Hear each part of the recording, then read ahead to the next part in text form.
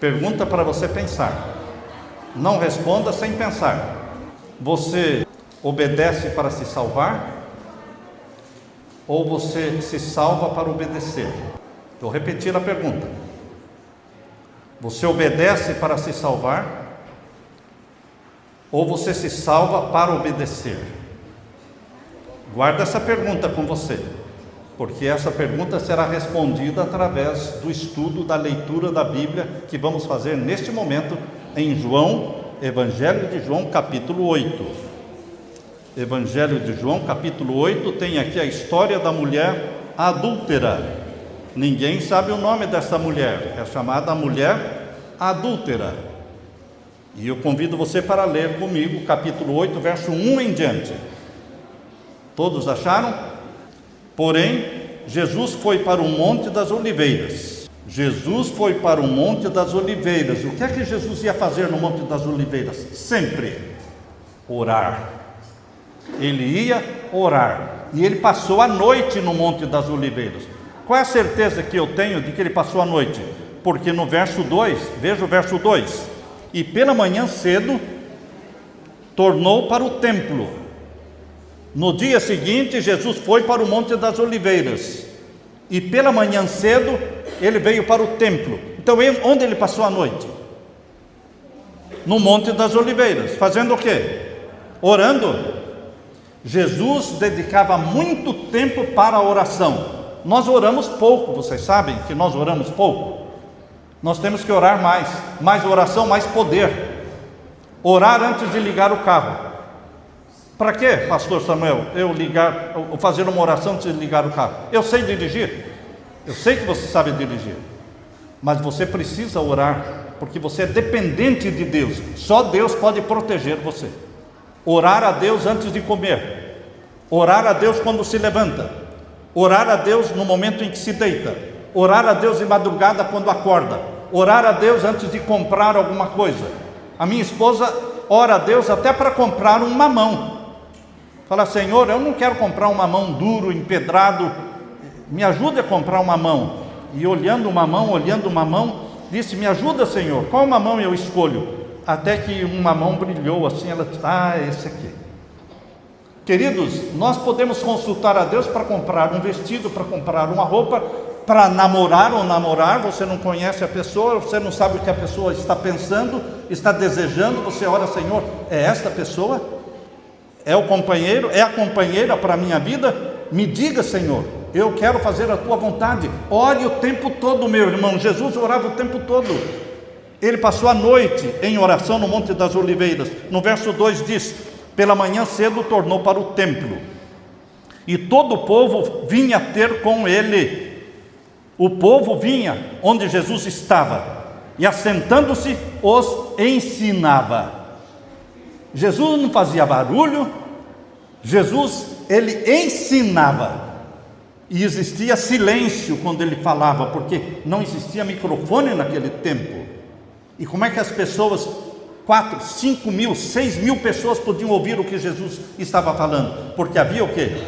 Silêncio. Todo mundo ficava atento nas palavras que saíam da boca de Jesus, e ele, se assentando, os ensinava. E os escribas, diz o verso 3, e fariseus, quando você lê na Bíblia, escribas e fariseus, eram os inimigos de Jesus, eram os santarrões daquele tempo, pessoas que batiam no peito, dizendo, eu sou santo, eu sou melhor do que você, eram pessoas arrogantes, presunçosas, orgulhosas, inimigos de Jesus, que era bem humilde e abraçava todo mundo. Então aqui diz que os escribas e fariseus trouxeram uma mulher apanhada em adultério. Vieram arrastando esta mulher pelas ruas da cidade e jogaram esta mulher nos pés de Jesus, dizendo, esta mulher foi apanhada em adultério. Ali estava uma mulher cheia de vergonha, com cabelos todos despenteados, suja, porque foi arrastada pelas ruas. Ela foi apanhada em adultério. Ué, mas onde está o homem? Para ser apanhado em adultério, deveria ter um companheiro com ela. Mas os homens, às vezes, se safam. Os homens, às vezes, ficam como se nada tivesse acontecido. Parece que eles exigem que a mulher case de branco, mas parece que ninguém exige que o homem case de branco. Que sociedade é essa? Hein? Se você vê um homem entrando de terno preto no dia do casamento, ninguém fala nada. Agora, se uma mulher entra com vestido amarelo ou cor-de-rosa ou qualquer outra cor que não seja o branco, o tititi já começa. Tá vendo? Ela não teve coragem de colocar o vestido branco, porque ela já teve relação com ele, ela já estava esperando um bebê. A sociedade cobra muito de quem? Da mulher, e não cobra do homem. Mas não existiriam adúlteras se não existissem o quê? Adúlteros. Não existe adúltera sem adúltero, mas trouxeram só o quê? A mulher. Naquele tempo a sociedade era machista, e hoje? Será que mudou? Mudou alguma coisa? Não, continua sendo machista. Você está vendo quanto feminicídio no mundo? O que é feminicídio? Machismo. Feminicídio, o cara diz assim: você não é minha, não vai ser de mais ninguém, e mata. Isso é machismo? Isso é bíblico? Não. Deus condena, porque aos olhos de Deus, homem e mulher são o quê? Iguais. Iguais. Deus exige pureza de homens e de mulheres. A Leila e eu namoramos 6 anos. Começamos namorando com 16 anos e casamos com 22 anos. 6 anos namorando. Namoramos e casamos virgens. Não tenha vergonha de ser virgem. Não tenha vergonha da castidade. Tem gente que tem vergonha de ser casto, de ser puro. O homem e a mulher, o rapaz e a moça que se mantêm castos, são os melhores para um casamento feliz. Entendem? Mas Deus perdoa a mulher adúltera. Deus perdoa o homem adúltero. Mas Deus não quer que você continue. Há perdão quando há arrependimento. Louvado seja Deus. Diga amém. Amém. Pecar todos pecam. Se alguém disser que não peca, é mentiroso, porque todos nós pecamos. Por isso não podemos acusar ninguém, porque todos precisamos de perdão, e o perdão está disponível para você. Veja agora o capítulo 8 e o verso 4. Verso 4: e pondo-a no meio, disseram-lhe: mestre, esta mulher foi apanhada no próprio ato adulterando. Pode ser que o homem com quem ela estava adulterando também estivesse no meio dos outros homens ali, mas ele estava protegido pela sociedade machista. Veja agora, verso 5: e na lei nos mandou Moisés que as tais sejam apedrejadas. Qual era a pena? Apedrejamento. Queridos, tinha que estar o homem e a mulher, mas eles queriam apedrejar a mulher. Tu, pois, que dizes? Eles queriam pegar Jesus. Será que esses escribas e fariseus aqui, eles eram amigos de Jesus? Não, eles eram inimigos. Trouxeram esta mulher para armar uma cilada para Jesus, para pegarem Jesus. O que eles disseram? Esta mulher foi apanhada em adultério. O que o Senhor disse? O que o Senhor fala? A lei manda matar. Veja agora o verso 6. Isso diziam eles, tentando para que tivessem de que o acusar. Continue o verso 6. Mas Jesus, inclinando-se, escrevia com o dedo na terra. O que Jesus fez? Inclinou-se e começou a escrever. Você não vai encontrar na Bíblia, em nenhum outro lugar da Bíblia, alguma palavra que diz que Jesus escreveu alguma coisa. Esta é a única frase, é o único verso que diz que Jesus escreveu. E quando ele se abaixou e começou a escrever, ninguém sabe exatamente o que ele escreveu, mas o que ele escreveu na areia assustou os homens barbudos os santarrões que estavam com pedras na mão para matar a mulher apedrejada. Quando ele começou a escrever na areia, alguns homens olharam por cima do ombro de Jesus, tentando ler o que ele estava escrevendo, e ali estava o pecado deste homem que estava olhando. Ele olhou e lá estava espancador da esposa. E ele foi saindo de fininho, jogou a pedra, deixou a pedra cair no chão. O outro chegou e olhou. Jesus escreveu: ladrão. Ele deixou a pedra cair e foi saindo de fininho. E assim Jesus foi escrevendo os pecados dos acusadores da mulher adúltera, pecado por pecado, porque Jesus conhece os pecados de cada um de nós. Jesus sabe o que você fala e o que você não fala. Ele sabe o que você pensa. Ele conhece a sua intenção. Meu querido irmão, quem escapa aos olhos de Deus? Ninguém. Mas existe perdão. Não é para desespero. Não, pecou, não é o fim de tudo. Existe perdão para quem peca. Todos pecaram, só Jesus nunca pecou. Só Jesus nunca pecou. E aqui diz, olha, o verso 7. E como insistissem, verso 7, perguntando-lhe, endireitou-se, ou seja, ele se levantou e disse: aquele que dentre vós estiver sem pecado, seja o primeiro que atire pedra contra ela. Quantas pedras foram jogadas contra aquela mulher? Nenhuma. Era uma multidão de homens, multidão de homens. Só se ouvia o barulho daquela pedra que a pessoa estava segurando na mão, ele deixava cair e sumia, deixava cair e sumia. Um por um foi sumindo, desaparecendo. E aqui diz no verso 7: aquele que dentre vós estiver sem pecado, seja o primeiro que atire a primeira pedra contra ela. E tornando-se a inclinar, ele não ficou olhando para os homens, ele voltou a se inclinar e continuou o quê? Escrevendo. O que é que Jesus escrevia? Os pecados daqueles homens, que ele conhecia, ele sabia. Ele conhece os meus pecados, ele sabe dos meus defeitos, ele sabe como é que eu trato a minha esposa dentro de casa. Aquilo que acontece dentro de quatro paredes, só o marido e a esposa sabem. Cada esposa sabe muito bem o marido que tem, e o marido sabe quem é a esposa que ele tem. Eu li um pensamento que diz assim: quem é santo em casa, vai ser santo em qualquer lugar do mundo.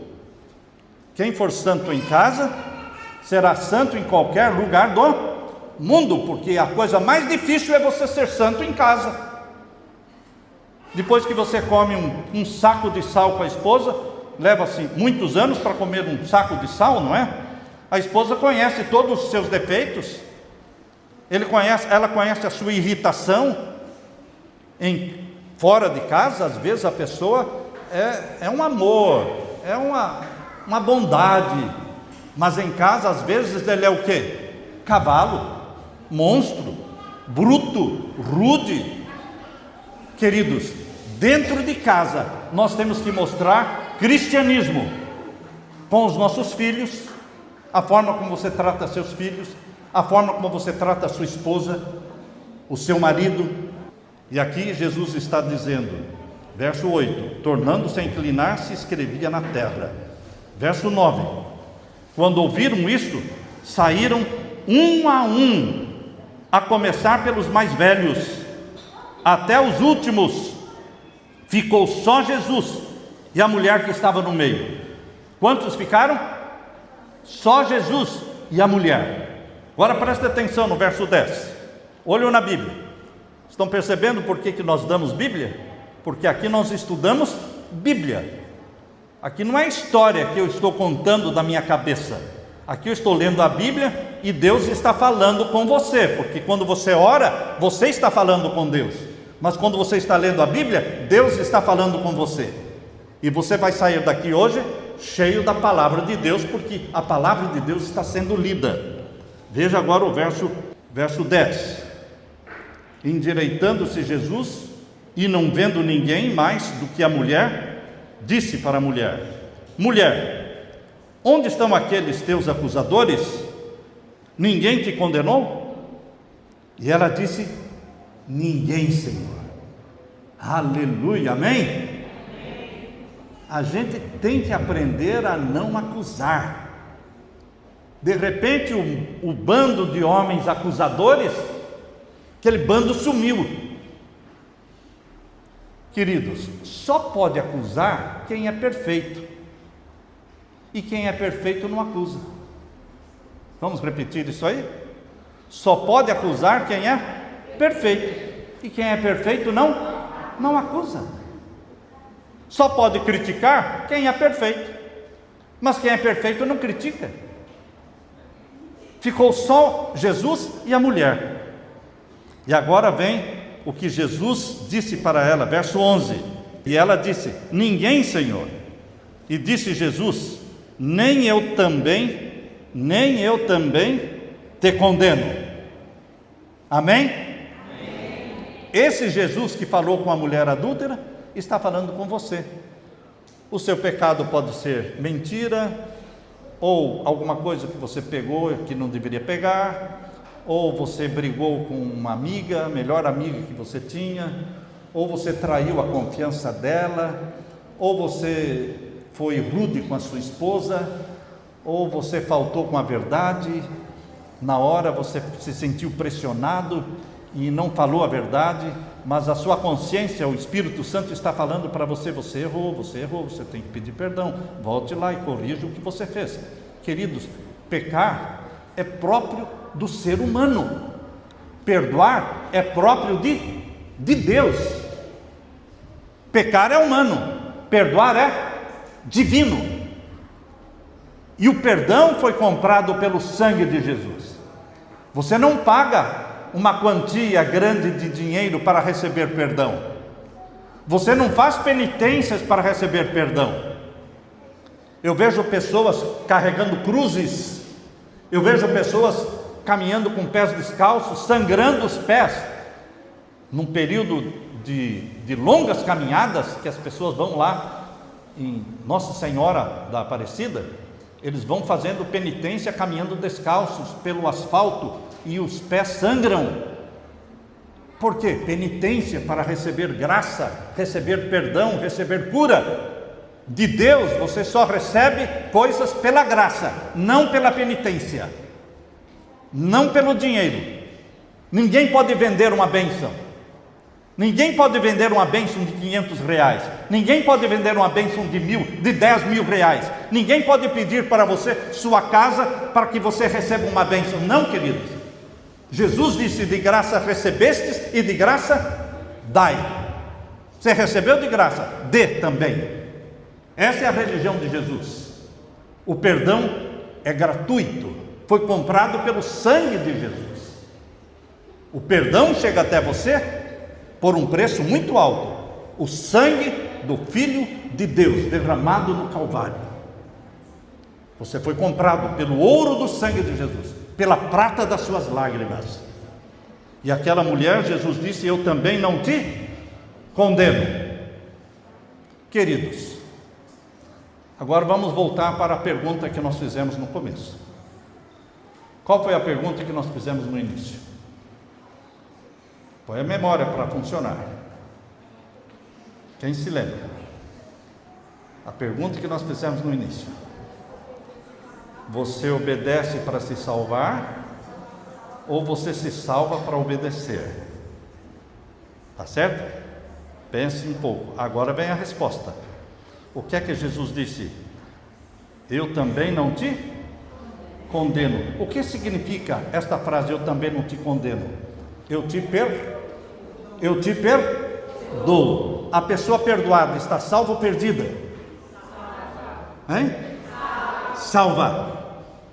Pessoa perdoada é pessoa salva. Você foi perdoado e foi saindo ali, o carro bateu em você, você morreu, mas você foi perdoado. Você morreu salvo ou perdido? salvo. Você fez sua oração à noite antes de dormir, confessou os seus pecados, foi perdoado, e à noite teve uma morte súbita, morreu. Você morreu salvo ou perdido? Salvo. Perdoado significa salvo. Mas esta mulher foi perdoada e foi salva antes de obedecer. O que ela obedeceu para receber o perdão? Ela obedeceu alguma coisa para receber o perdão? Jesus exigiu dela alguma coisa para perdoá-la? Não.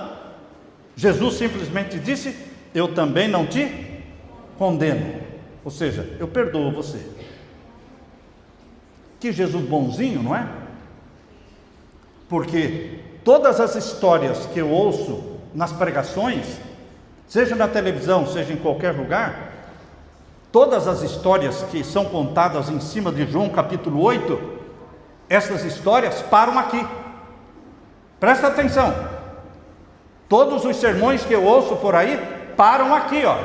Eu também não te condeno. Jesus perdoa. Jesus é maravilhoso. Jesus é isso.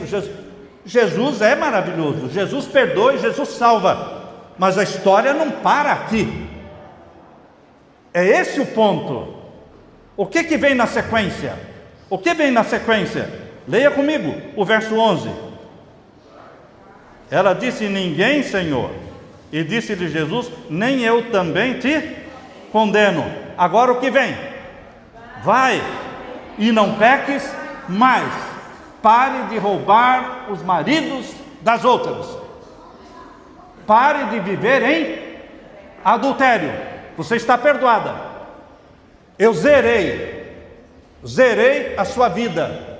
Estou te dando para você o que? Uma folha em branco.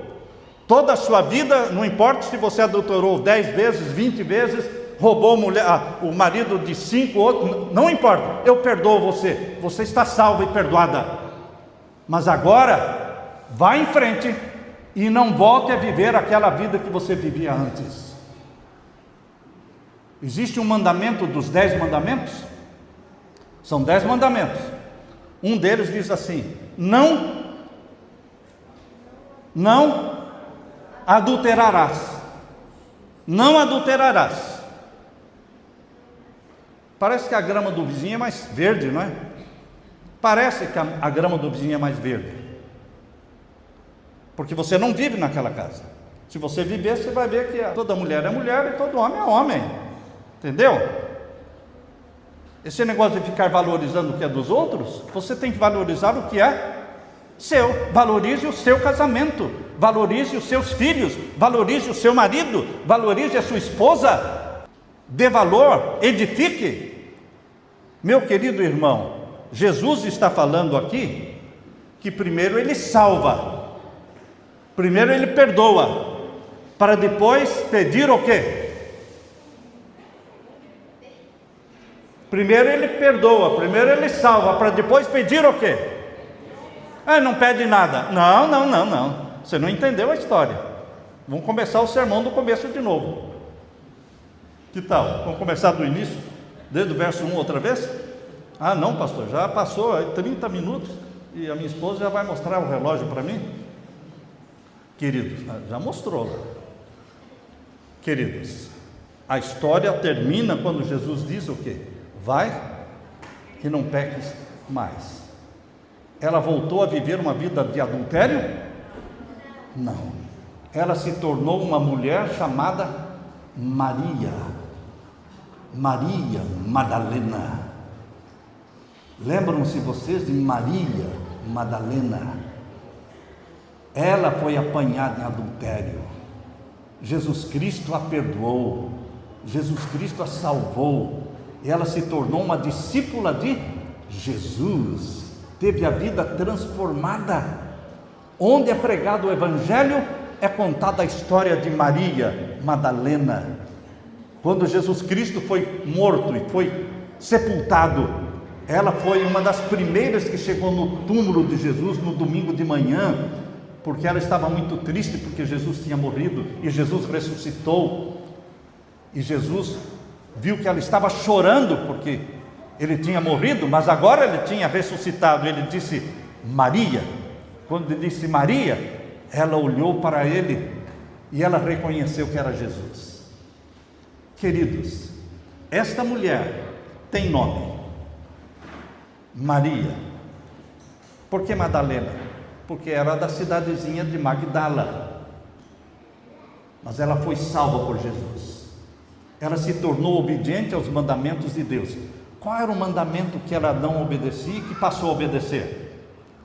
Não adulterarás. Ela passou a obedecer os mandamentos de Deus. Agora a pergunta que eu fiz: você obedece para se salvar? Ou você é salvo para obedecer? Qual é a resposta? Você é salvo para obedecer.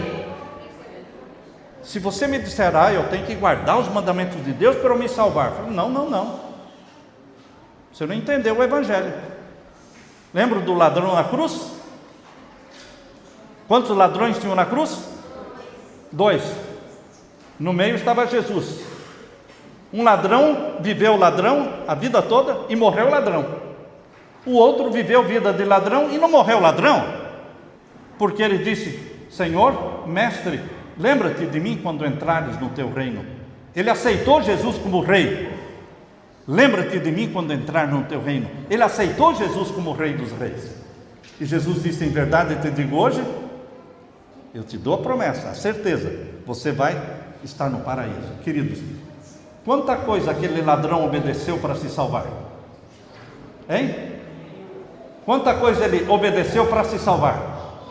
Nenhuma, morreu naquela hora. Então, e se ele continuasse vivo? Me diga aqui, se aquele ladrão não morresse naquele dia, e ele continuasse vivendo ainda mais 10 anos, você acha que ele continuaria transgredindo aquele mandamento que diz não?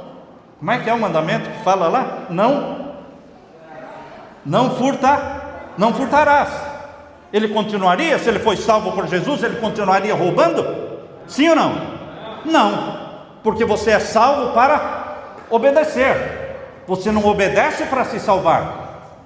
Se Deus exigisse obediência para se salvar, não precisaria de Jesus para salvar ninguém.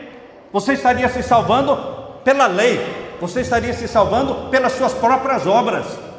Mas ninguém pode se salvar pela lei, ninguém pode se salvar pelas suas obras de obediência. A salvação é de graça, é de graça. Agora abra sua Bíblia em Romanos capítulo 3. Romanos capítulo 3. Veja o que diz o apóstolo Paulo. E o verso 20. Aqui diz assim: por isso nenhuma carne será justificada diante dele pelas obras da lei. Ninguém será justificado pelas obras da lei, porque pela lei vem o conhecimento do pecado. E aqui diz o verso 28 agora, Romanos capítulo 3, verso 28. Romanos capítulo 3, verso 28. Por que nós damos Bíblias? Porque tem que ler a Bíblia. A salvação está na palavra de Deus. Capítulo 3 de Romanos, verso 28. Leia comigo. Concluímos, pois, que o homem é justificado pela fé, sem as obras da lei. Você é salvo sem as obras da lei, porque primeiro Jesus salva você, para depois dizer: vá e não peques mais.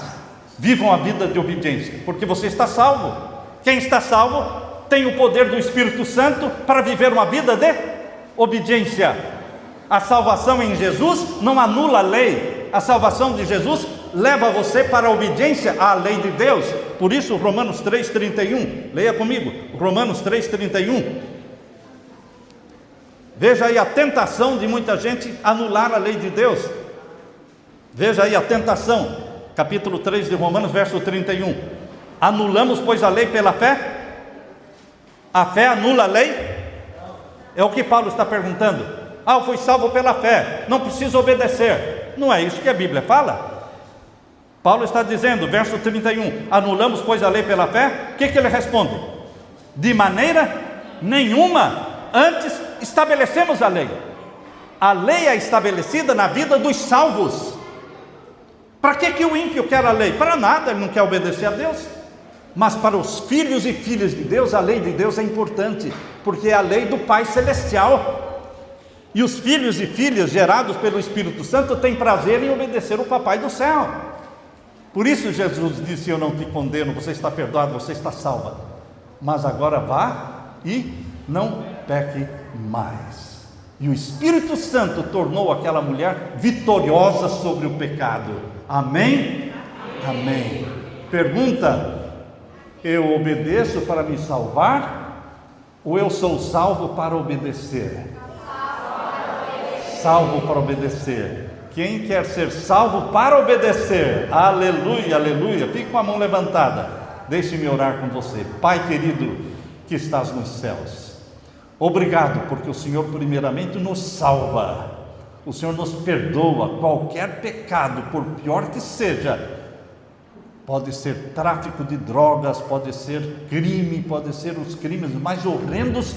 O Senhor perdoa quando nós pedimos perdão. A Ti toda a glória, porque a salvação foi comprada pelo sangue de Jesus Cristo.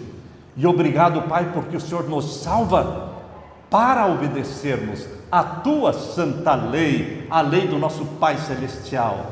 Que o Espírito Santo nos torne fortes, obedientes e puros.